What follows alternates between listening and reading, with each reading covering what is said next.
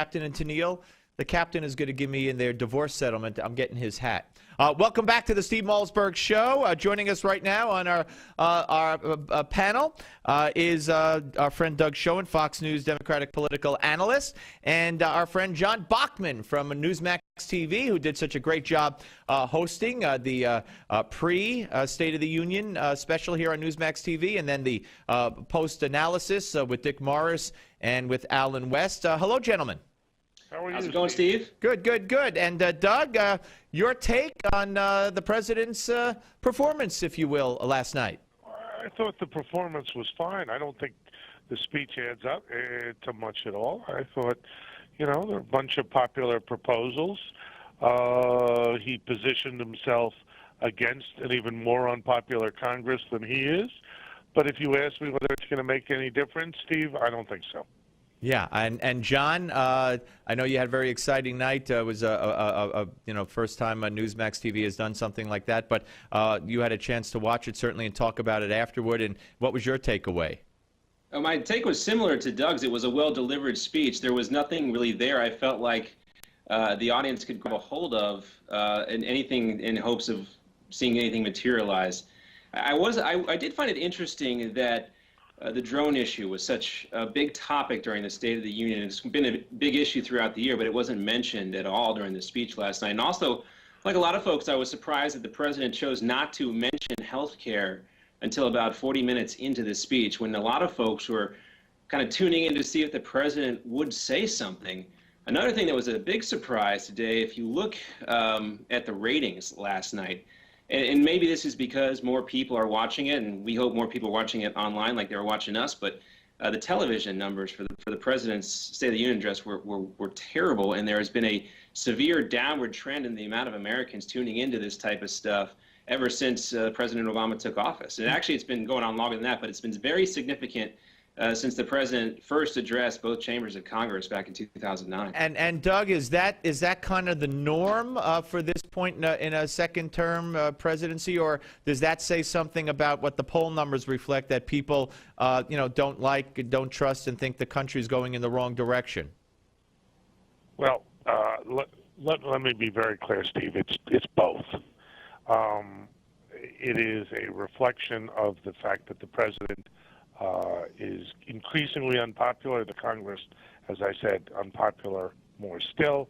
And also, it's a time when we are, frankly, dealing with a, going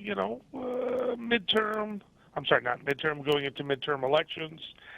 There's no, other than the stock market perhaps crashing, there's no overarching issue or overarching themes that got extraordinary attention or were previewed to. So I think it makes sense that the numbers would be down.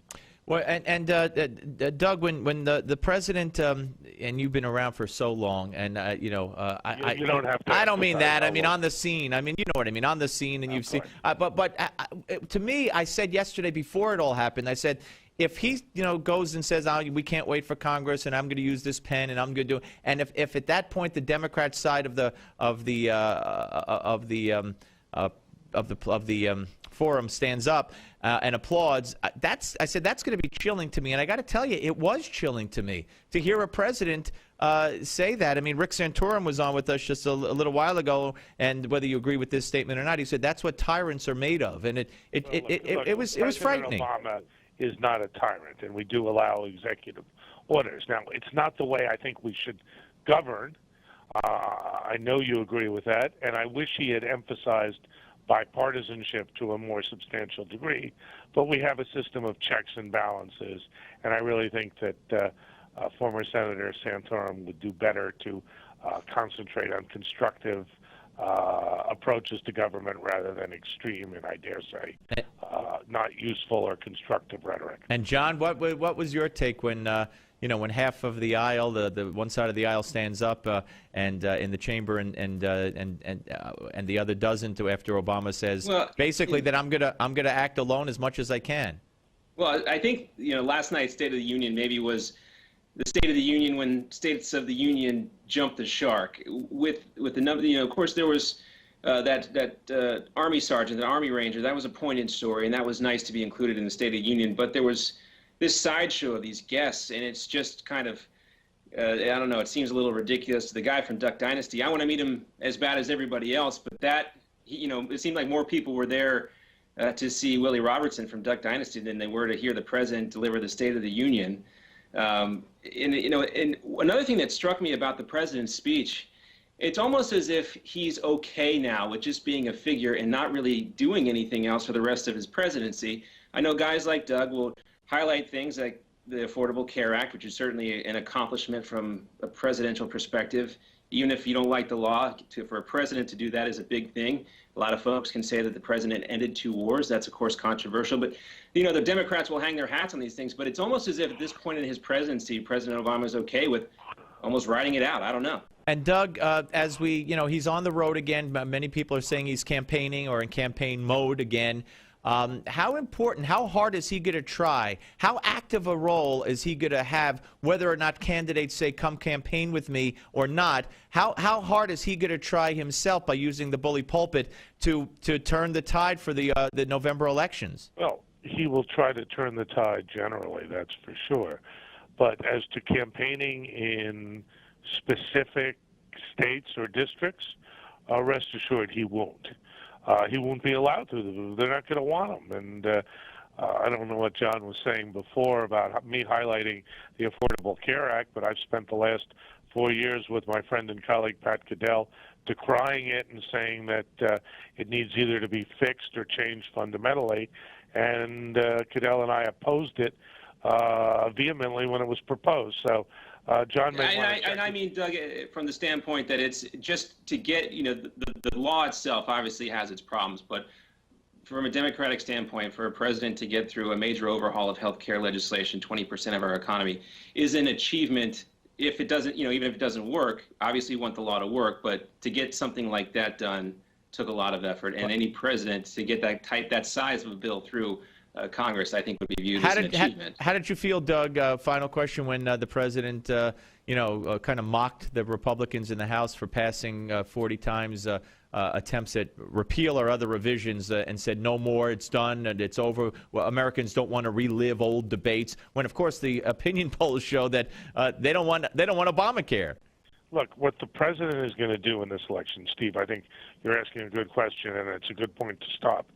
What the president's going to do is try to create confrontation everywhere with the Republicans. That, to me, is very sad. Yeah. I wish he had emphasized bipartisanship and how we can work constructively. He didn't do that. So I'm really upset that we didn't get it. I'm not surprised, but I'm very upset, and I think it redounds to our detriment as a society. Yeah. All right, gentlemen, both of you, John Bachman from Newsmax Television, who will be filling in for me on a Friday. Thank you, John. And as always, Doug, thank you too, sir. Thank you, sir. Bye-bye. Doug Schoen, ladies and gentlemen, Fox News Democratic political analyst, and John Bachman on our panel. When we come back, Herman Cain will join us, so you're not going to want to miss that.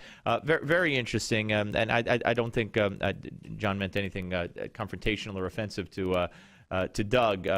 He just was saying, as a Democrat, that's what Doug could take pride in, but Doug certainly has been very critical of Obamacare from the get-go, as he said. He and his partner, Pat Caddell, former Democratic pollster. Anyway, so Herman Cain is coming up, and here's a guy who's, not only ran for president, but was a CEO, so we will talk to him about some of the business aspects, minimum wage, etc. when we return on the Steve Malzberg Show, Newsmax TV and radio. The Steve Malzberg